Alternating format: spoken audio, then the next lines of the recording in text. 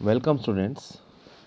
इस वीडियो में आज हम पढ़ेंगे सेकेंडरी सेक्सुअल कैरेक्टर्स से आगे वाला पार्ट। तो स्टार्ट करते हैं। You have learned in chapter 9 that testis and ovaries are the reproductive organs. तो आपने तो ये पढ़ा ही था कि टेस्टिस और ओवरी जो होती हैं वो क्या होती हैं, रिप्रोडक्टिव ऑर्गन्स होती हैं, मेल्स में और फीमेल्स में। इनसे क्या बनते हैं? गैमेट्स बनते हैं। जैसे कौन कौन से गैमेट्स होते हैं? स्पर्म्स होता है, ओवम होता है, ये क्या है? गैमेट्स हैं। स्पर्म किस में होते हैं? मेल्स में। ओवम किस में होता है? फीमेल्स में। In girls breasts begin to develop at puberty. तो गर्ल्स में आप एक क्या चेंज देखते हो प्यूबर्टी के टाइम पर? आप ये देखते हो कि उनके जो ब्रेस्ट होते हैं वो धीरे धीरे ग्रो होना स्टार्ट हो जाते हैं। बॉयज़ में आप क्या देखते हो कि उनके फेशियल हेयर बढ़ना शुरू हो जाते हैं, यानी उनके दाढ़ी आने लगती हैं, मूछें आने लगती हैं, मोस्टेच एंड बियर्ड ये आने लगते हैं। As these features help to distinguish the male from female, they are called as secondary sexual characters. तो इन कैरेक्टर्स को आप सेकेंडरी सेक्सुअल कैरेक्टर कहने लगते हैं क्योंकि ये मेल और फीमेल में अंतर करते हैं। बॉयज़ के आप चेस्ट पर भी हेयर को डेवलप होते हुए देखोगे। In both boys and girls hair grow under the arms also. Boys में और गर्ल्स में आप देखोगे कि दोनों के अंदर, आर्म्स के अंदर, जो आर्म्स के नीचे जो हेयर हैं वो आने लगते हैं, और थाइज़ के ऊपर भी और प्यूबिक रीजन पर भी आप देखेंगे कि जो हेयर है वो आने लगते हैं। Both Boojho and Paheli wish to know what initiates changes at puberty. तो अब बूजो और पहेली ये जानना चाहते हैं कि प्यूबर्टी के समय जो चेंजेस आ रहे हैं इनको शुरू कौन करता है, कैसे ये बॉडी को पता चलता है कि ये शुरू करने का समय आ गया इन चेंजेस को। The changes which occur in at adolescence are controlled by hormones. तो इन चेंजेस को कौन कंट्रोल कर रहा है? हार्मोन्स कंट्रोल कर रहे हैं। और हार्मोन क्या है? These are the chemical substances and these are the secretions from endocrine glands. तो थोड़े पिछले वीडियो में हमने पढ़ा था एंडोक्राइन ग्लैंड्स क्या होते हैं। एंडोक्राइन ग्लैंड्स जो होते हैं वो डक्टलेस ग्लैंड्स होते हैं, बिकॉज इनमें कोई डक्ट नहीं होती और ये अपने सिक्रीशंस को ब्लड में रिलीज करते हैं और वो सिक्रीशंस पूरी बॉडी में फैल जाते हैं। तो hormones are released by endocrine glands. Hormones are chemical substances. तो जब ये केमिकल्स निकल के हमारे ब्लड में जाते हैं तो फिर हमारी बॉडी को सिग्नल मिलते हैं, ठीक है ना, कि अब ये करना है। तो हमारी बॉडी में जैसे अगर मेल्स की बात करें तो मेल हार्मोन निकलता है जिसको हम बोलते हैं टेस्टोस्टेरॉन। और टेस्टोस्टेरॉन जो है वो टेस्टिस के हेल्प से निकलता है जब प्यूबर्टी शुरू होती है। और at the onset of puberty we see that testosterone is released by the testis. और इसकी वजह से क्या होता है? जो बॉयज़ होते हैं उनमें बदलाव आने लगते हैं, है ना। जैसे फेशियल हेयर का ग्रो होना, चेस्ट का वाइड होना, शोल्डर्स का ब्रॉड हो जाना, मसल की ग्रोथ होना, स्पर्म्स का डेवलप होना स्टार्ट हो जाना, ये सब चीज़ें। Once puberty is reached in girls, ovaries begin to produce female hormone which is called as oestrogen. और प्यूबर्टी के समय ही, जब प्यूबर्टी चालू हो जाती है, तब फीमेल्स में एस्ट्रोजन का फॉर्मेशन होता है जिसके कारण जो ब्रेस्ट है उनका डेवलपमेंट शुरू हो जाता है। और जो मिल्क को सिक्रीट करने वाले ग्लैंड्स हैं जिनको मेमोरी ग्लैंड बोलते हैं वो भी ब्रेस्ट के अंदर डेवलप होना शुरू हो जाते हैं। The production of these hormones is under the control of another hormone secreted from a endocrine gland called the pituitary gland. तो ये जितने भी हार्मोन्स निकल रहे हैं, जैसे एस्ट्रोजन निकल रहा है ओवरी से, और ये आपका टेस्टोस्टेरॉन आ रहा है ना, तो ये पिट्यूटरी से कंट्रोल होते हैं कि पिट्यूटरी इनको निकलने के लिए गाइड करता है, ठीक है ना। तो इनका प्रोडक्शन पिट्यूटरी से कंट्रोल होता है। पिट्यूटरी ग्लैंड कहाँ पर होता है? हमारे ब्रेन में होता है।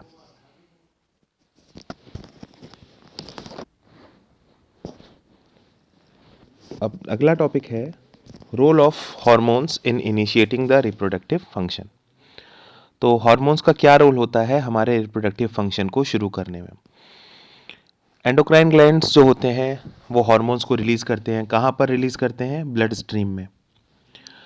और फिर ये ब्लड के रास्ते हार्मोन्स अलग अलग ऑर्गन्स तक पहुँचते हैं।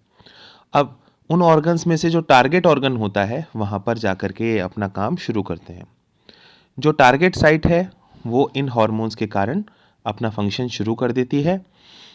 देर आर मैनी एंडोक्राइन ग्लैंड्स और ductless glands in the body. हमारी बॉडी में के अंदर बहुत सारे एंडोक्राइन ग्लैंड्स प्रेजेंट हैं और सबसे अलग अलग टाइप के हार्मोन्स आते हैं। अब जो टेस्टिस है और ओवरी है ये सेक्स हार्मोन्स का फॉर्मेशन करती है। टेस्टिस किस में करती है? मेल्स में, और ओवरीज फीमेल्स में। तो मेल और फीमेल में जो सेकेंडरी सेक्सुअल कैरेक्टर्स होते हैं उनके डेवलपमेंट के लिए ये हार्मोन्स इंपॉर्टेंट होते हैं। Further the sex hormones are under the control of hormones from the pituitary gland. अब ये जो सेक्स हार्मोन्स हैं ये किससे कंट्रोल होते हैं? पिट्यूटरी ग्लैंड से कंट्रोल होते हैं। तो पिट्यूटरी ग्लैंड से कुछ हार्मोन निकलते हैं, वो इन हार्मोन्स को डेवलप कराने में मदद करते हैं। The pituitary secretes many hormones and one of which makes ova mature in the ovaries and sperms form in the testes. तो पिट्यूटरी ग्लैंड से बहुत सारे हार्मोन्स निकलते हैं अलग अलग, और उनमें से एक हार्मोन क्या करता है? ओवरीज को और टेस्टिस को मैच्योर कराने में हेल्प करता है ताकि ओवा और स्पर्म्स का रिलीज हो सके। तो यहाँ पर आपको फ्लो चार्ट दिखाया गया है, इसमें देखिए hormones from pituitary stimulate testis and ovaries to release testosterone in males and oestrogen in female. फिर क्या होता है? ये they are released in the blood stream and reach the target of the body and they stimulate the changes in the body at the onset of puberty. तो इस तरह से ये पूरा का पूरा फ्लो चार्ट है जो आपके समझ में आ रहा होगा। क्या बताया गया है? पिट्यूटरी ग्लैंड से निकलने वाले जो हार्मोन हैं ये टेस्टिस को और ओवरी को स्टिमुलेट करते हैं ताकि टेस्टिस से टेस्टोस्टेरोन निकले और ओवरीज से एस्ट्रोजन निकले। जब टेस्टोस्टेरोन और एस्ट्रोजन हमारे ब्लड में आ जाते हैं तब क्या होता है? ये हमारे बॉडी के अंदर पूरे टारगेट साइट्स तक जाते हैं, और जहाँ जहाँ टारगेट साइट है हमारे बॉडी में वहाँ वहाँ ये चेंजेस लाने में कारगर होते हैं, और जिसको हम पहचानते हैं as the onset of puberty. तो हेयर का ग्रोथ होना, मेमोरी ग्लैंड्स का डेवलपमेंट होना, और फीमेल्स में हेयर का ग्रोथ होना, किसमें? मेल्स में चेस्ट पे हेयर और फेशियल हेयर्स, इसके अलावा मसल्स का डेवलपमेंट, लैरिंग्स का साइज बढ़ जाना, ये सब चीज़ें जो हैं किस चीज़ का ऑनसेट बता रही हैं? प्यूबर्टी का ऑनसेट बता रही हैं। Onset of puberty is controlled by hormones. Paheli and Bujo have now understood that puberty marks the beginning of reproductive period when one becomes capable of reproduction. तो पहेली और बूझो के अब समझ में आ गया है कि ये जो प्यूबर्टी होती है यही रिप्रोडक्टिव पीरियड की शुरुआत को बताती है, और ये बताती है कि अब आप रिप्रोडक्शन के लिए तैयार हो गए हैं। But they want to know if reproductive life once began continues और इट एंड्स सम टाइम। तो वो ये जानना चाहते हैं कि क्या रिप्रोडक्टिव लाइफ जो अब शुरू हुई है वो अब हमेशा चलती रहेगी या ये कभी ख़त्म भी हो सकती है। तो उसको हम अगले पार्ट में पढ़ेंगे, reproductive phase of life in humans. Adolescents become capable of reproduction when their testes and ovaries begin to produce gametes. तो जब टेस्टिस और ओवरी से गैमेट्स का फॉर्मेशन शुरू हो जाता है तब हम ये कहते हैं कि एडोलेसेंट्स अब रिप्रोडक्शन के लिए कैपेबल हो चुके हैं। और गैमेट्स कौन से होते हैं आपको पता है? टेस्टिस से स्पर्म निकलते हैं और ओवरी से ova. The capacity for maturation and production of gametes lasts for a much longer time in males than in females. तो अगर हम कंपेयर करें मेल और फीमेल में तो हमें पता चलेगा कि जो मेल्स हैं उनमें जो गैमेट्स बनाने का जो टाइम है वो लंबे समय तक चलता है, मतलब वो एक्टिव रहते हैं ज़्यादा लंबे समय तक और वो गैमेट लंबे समय तक बना सकते हैं, ज़्यादा एज तक बना सकते हैं, जबकि फीमेल्स थोड़ा कम एज तक बना सकती हैं।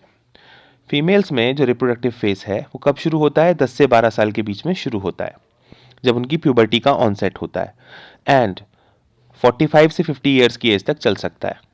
यानी 10 से या 12 साल से शुरू होकर के 45 से 50 साल की एज तक वो रिप्रोडक्टिवली एक्टिव रह सकती हैं।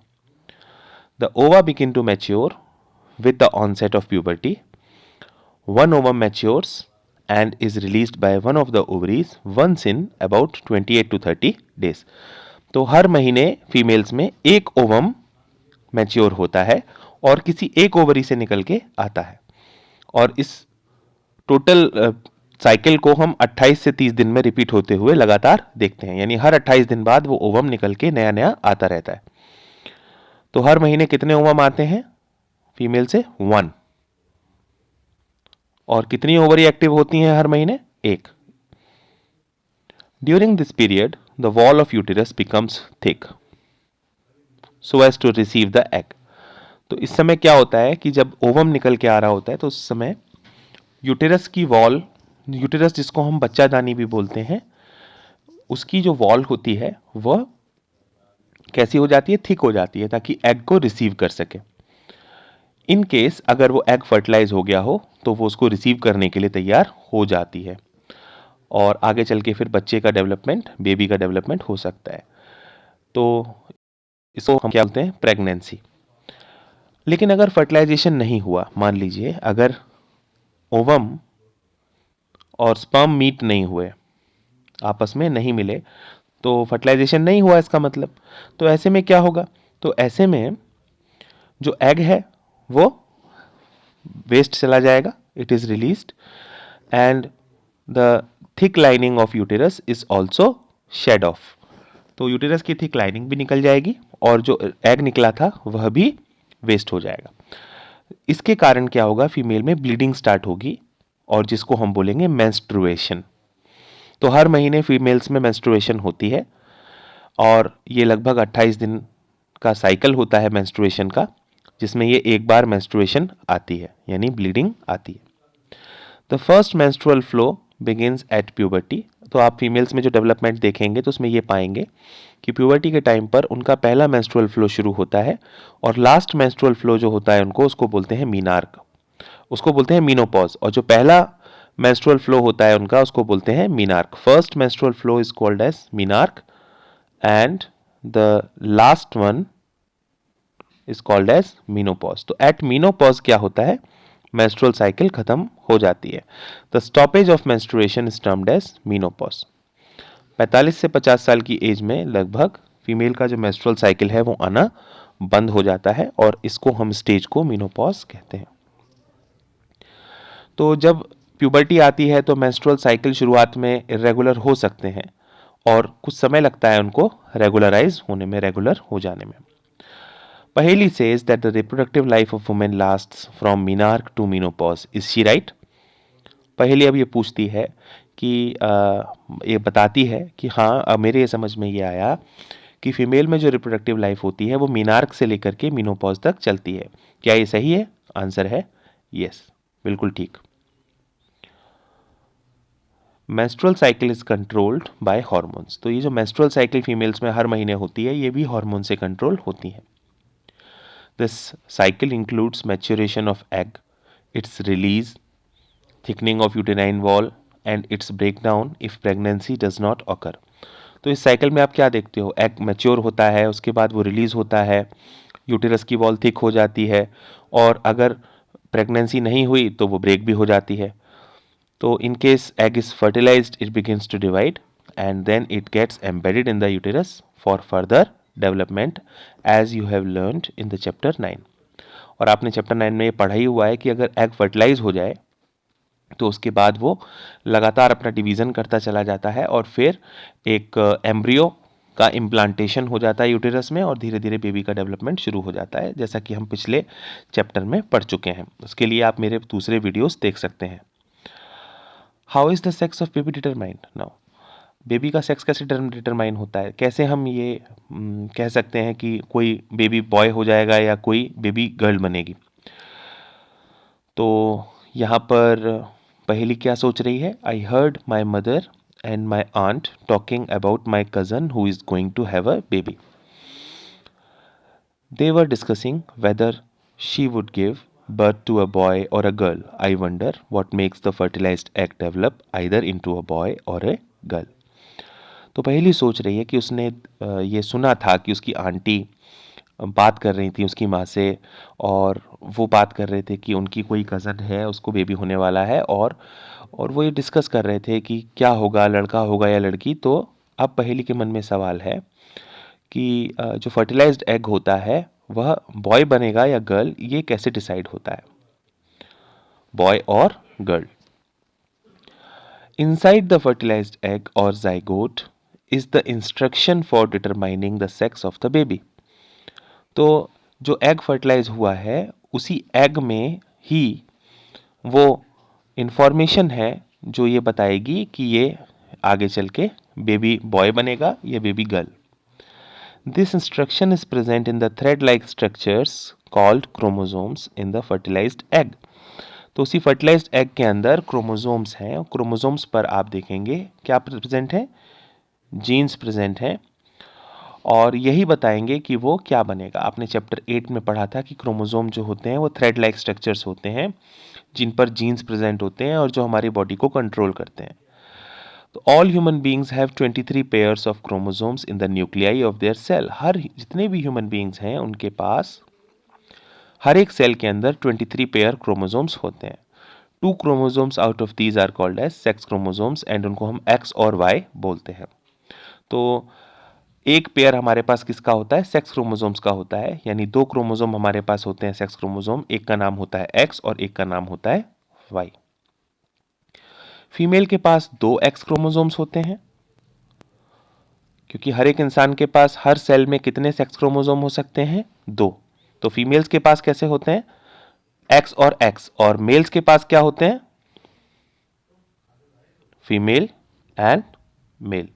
मेल के पास कौन कौन से होते हैं, एक्स वाई, इसके पास भी 2 सेक्स क्रोमोसोम है, एक्स और वाई, और फीमेल के पास कौन कौन से हैं, एक्स और एक्स, ठीक है ना।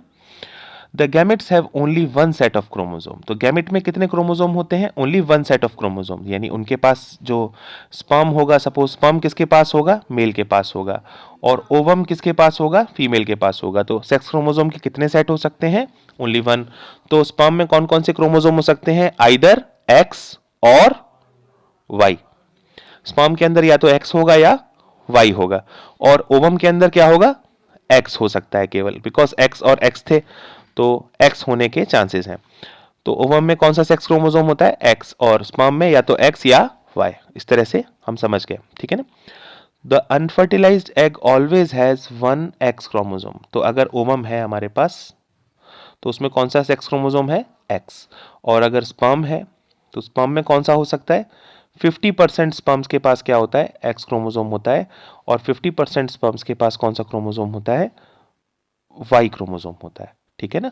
तो अब अगर सपोज मैं यहाँ पर बताता हूँ sperm number 1 and sperm number 2, ऐसे आपसे बात करूँगा।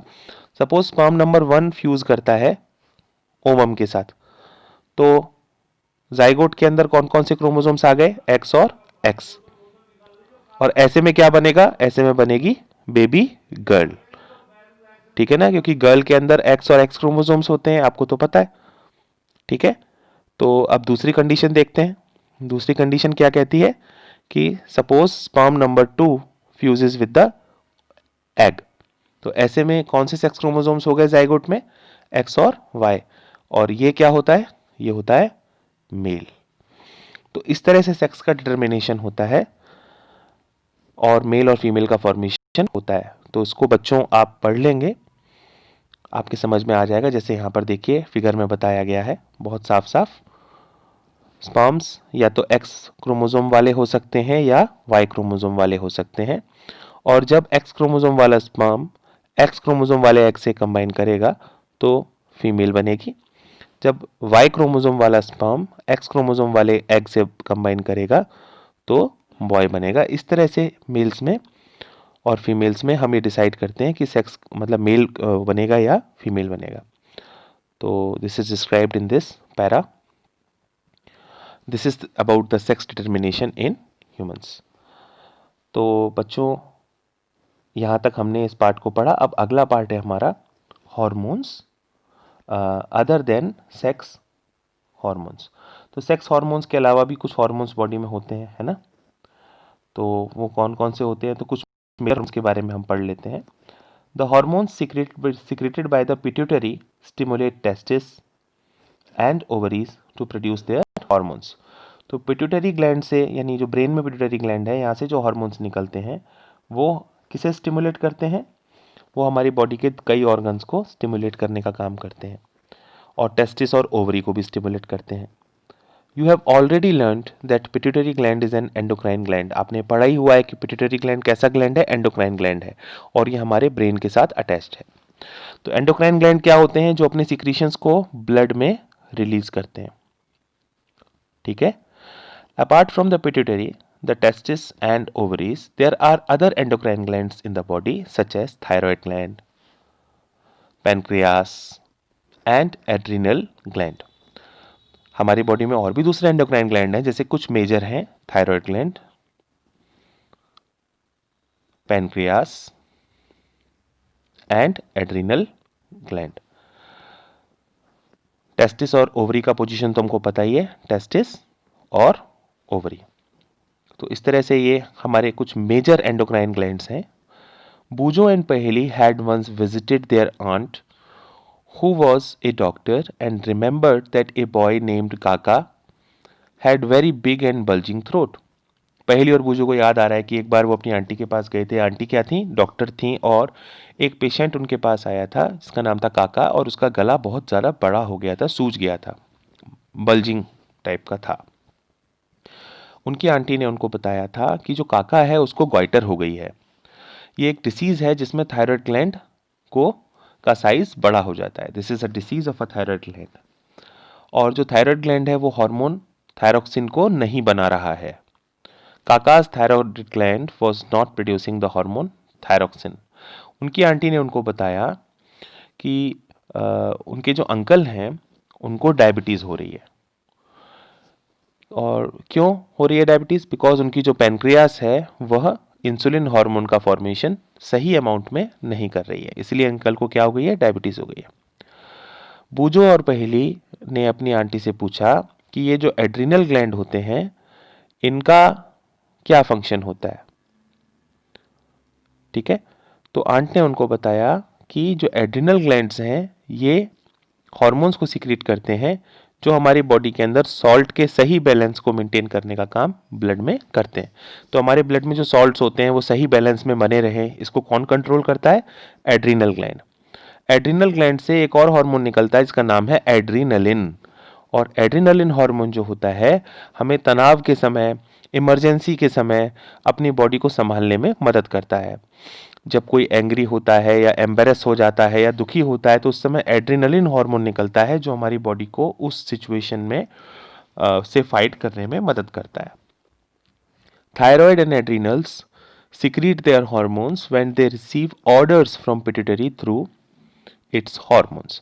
तो पिट्यूटरी ग्लैंड से निकलने वाले हार्मोन थायराइड ग्लैंड को और एड्रिनल ग्लैंड को स्टिमुलेट करते हैं और तब जाके थायराइड ग्लैंड और एड्रिनल ग्लैंड अपना काम करते हैं। पिट्यूटरी ग्लैंड से एक और हार्मोन निकलता है जिसको हम ग्रोथ हार्मोन करते हैं, जो कि एक पर्सन की नॉर्मल ग्रोथ कराने के लिए जरूरी होता है। तो बूझो क्या सोच रहा है? Are these hormones in other animals also? Have they any role to play in reproduction? क्या दूसरे एनिमल्स में भी हार्मोन निकलते हैं और क्या ये उनके लिए रिप्रोडक्शन के लिए ज़रूरी होते हैं? तो role of hormones in completing the life history of insects and frog. अब हम इस पार्ट को पढ़ते हैं। You have already learned about the life history of silk moth and the frog. आपने पिछले क्लासेस में पढ़ा हुआ है सिल्क मॉथ की लाइफ हिस्ट्री, फ्रॉग की life history. The caterpillar has to pass through various stages to become an adult moth। आप तो जानते ही हैं कैटरपिलर से एडल्ट मॉथ जो बनता है तो कई स्टेजेस पास होती हैं। सिल्क मॉथ की लाइफ साइकिल जो हमने पढ़ी थी क्लास 7th में, है ना। सिमिलरली जो टेडपोल होता है it has to pass through certain stages to become a frog. Tadpole को फ्रॉग बनने के लिए भी कुछ स्टेजेस को पास करना पड़ता है। And this change from larva to adult is called metamorphosis, and metamorphosis in insects is controlled by insect hormones। तो लार्वा से एडल्ट बनने का जो ये चेंज है, बदलाव है, इसे क्या बोलते हैं? मेटामॉर्फोसिस बोलते हैं। और इंसेक्ट्स में जो मेटामॉर्फोसिस होती है वो कौन से हार्मोन से कंट्रोल होती है? इंसेक्ट हार्मोन से कंट्रोल होती है। In a frog it is controlled by thyroxine and the hormone which is produced by thyroid gland. तो फ्रॉग में भी थायराइड होता है और वहां से थायरोक्सिन हार्मोन निकलता है और थायरोक्सिन हार्मोन ही फ्रॉग में जो मेटामॉर्फोसिस है उसे कंट्रोल करता है। Thyroxine production requires the presence of iodine in water. और अगर पानी में आयोडीन होगी तो थायरोक्सिन का प्रोडक्शन होगा। तो if the water in which tadpoles are growing does not contain sufficient iodine the tadpoles can not become adult.